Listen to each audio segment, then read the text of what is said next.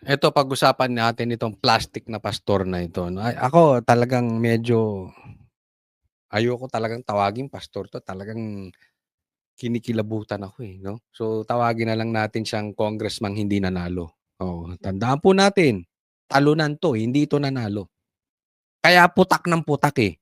Kasi ang nagpanalo dito, hindi hindi talaga panalo 'to, talagang pinaupo lang ni Garcia. So that position belongs to Garcia. Magic-magic 'yan. Yung panalo hindi pinaupo, yung talo nagpupuputak.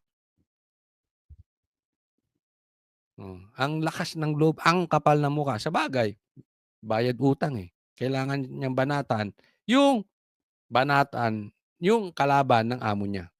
Member din ako ng ano ng Committee on Ethics. Talagang Mm. pinag-usapan namin. Ako nga, Oh, member siya ng Ethics Committee.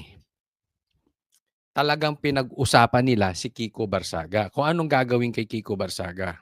Oh, ano ang gagawin kay Kiko Barsaga? ako talaga ang gusto ko diyan expulsion na eh. Hindi lang suspension, gusto niya expulsion. Bakit? Okay. Kasi you can suspend him. Hindi naman titigil magsalita yan eh. Magsasalita pa din yan eh. Maliwanag. Yan ang purpose. Yung katulad ni Kiko Barsaga, this is not an isolated case. Si Kiko lang kasi, malaki ang platform dahil congressman. Pero sa kanya galing, oh. Ano? Para tumigil magsalita. Kasi nga kung sususpindihin mo, habang suspended, magsasalita at magsasalita pa rin. That exactly what the congressman wants. Yan ang talagang, hindi lang mga congressman, yan talaga ang ginagawa ng mga politikong involved sa ghost projects. Or kung hindi man involved sa ghost projects, yung bossing nilang pinagsisilbihan, yan ang gusto.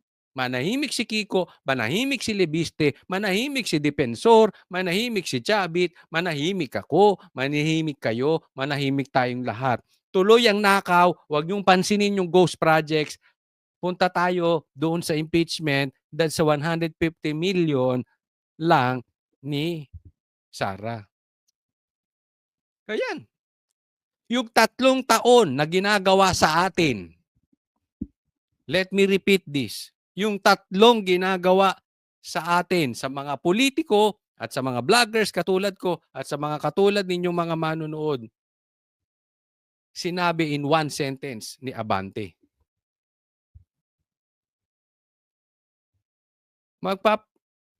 Patayin mo na kaya para manahimik. Ba't kala mo ba pag tinanggal mo yan? Kasi yun ang sabi niya, pag sinuspindi mo, hindi naman titigil magsalita. So expulsion, tanggalin.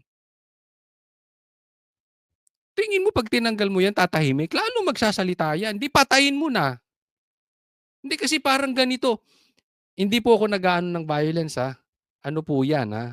Ang ibig ko lang sabihin, ganyan ang gusto nyo sa Pilipino eh. Manahimik. Wag natin pag-usapan yung ghost projects. Wag na kayo. Wala nang freedom of the press, wala nang freedom of speech. Kalimutan na natin yung Bill of Rights. Tingnan mo. Yan ang gusto nilang mangyari. Ano kayo? Diyos?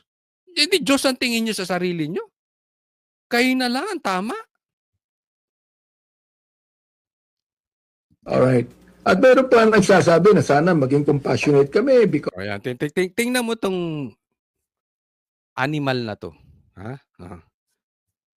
May mga nagsasabi maging compassionate o maawa naman kayo kay Kiko dahil ano? he has a parabang neurotic attitude. Sabi ko, he does not spectrum. believe he does not believe that he has a mental a mental problem. Ayan. So, sinasabi niya, maawa naman daw kami sa kanya. 'Di ba? Pero siya nga hindi siya naniniwala, may sapak siya eh. English lang kaya maganda pakinggan. Pero yan ang ibig niya sabihin, neurotic. Sa madaling salita, may tama si Kiko. Ako, hindi naman ako medical expert, okay? Hindi ako doktor. Nakita ko na rin sa personal si Kiko. At si Abante, hindi ko nakita sa personal pa. Pero looking at it, Abante, parang ikaw may tama.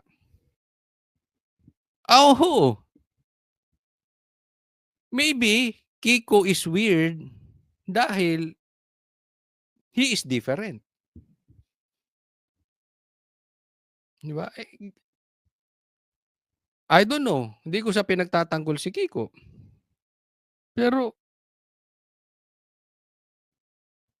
pag nasa kongreso ka at di ka nagnanakaw, magmumukha ka talagang weird. Di ba? Ay, hindi ko alam kung nagnanakaw si Kiko or hindi.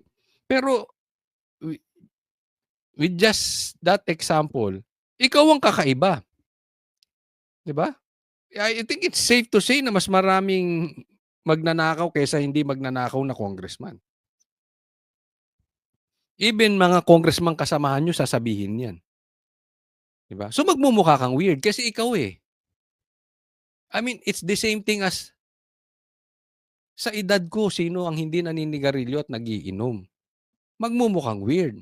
College ka, fresh graduate ka, hindi ka naninigarilyo, hindi ka nagiinom, magmumukha kang weird. Pero ang tanong, sino ang tama?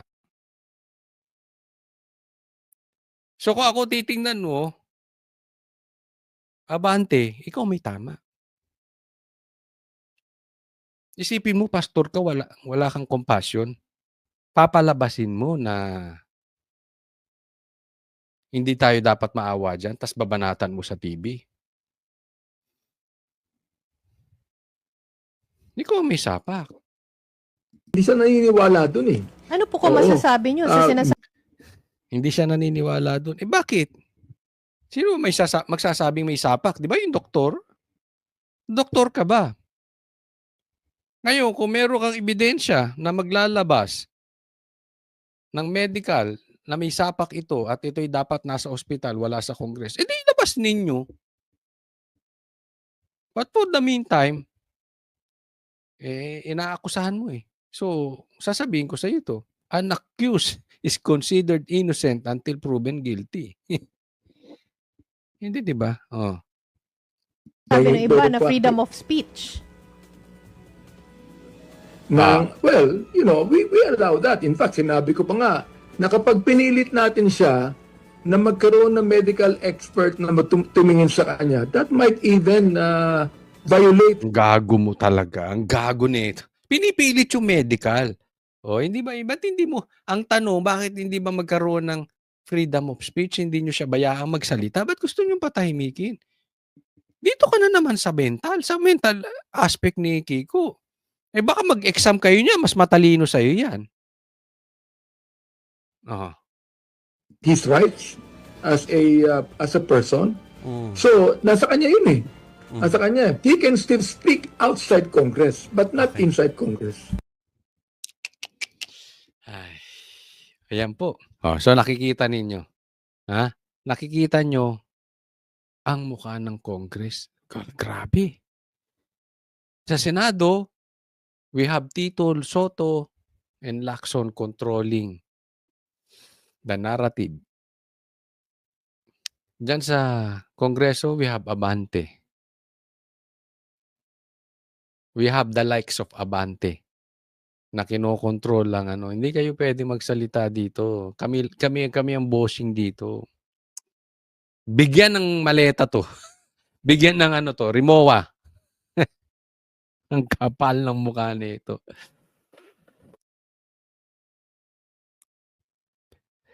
Ayokong tawagin talaga tong pastor pero pastor daw siya eh. No, but ayoko siyang i-judge patungkol doon, but I don't think so. Kami ang boses ng masa, hindi natatakot. Katotohanan lang, di kami nalulunod. Walang bahid ng sismis, lahat ay totoo. Pag mali ka, babanatan ka. Walang pinipili kulay, wala kaming kinikilingan. Basta para sa bayan, kami lalaban. Pag tama palakpakan, pag mali banatan. Di matitinag, di matatakot, para sa bayan tuloy ang sigaw. Sa harap ng kamera, walang halong takot. Mga baluktot, lahat kayo'y tutumba. Ang hustisya at totoo, yun lang ang mahalaga. Kahit sinong harang, di kami matitinag. Walang pinipili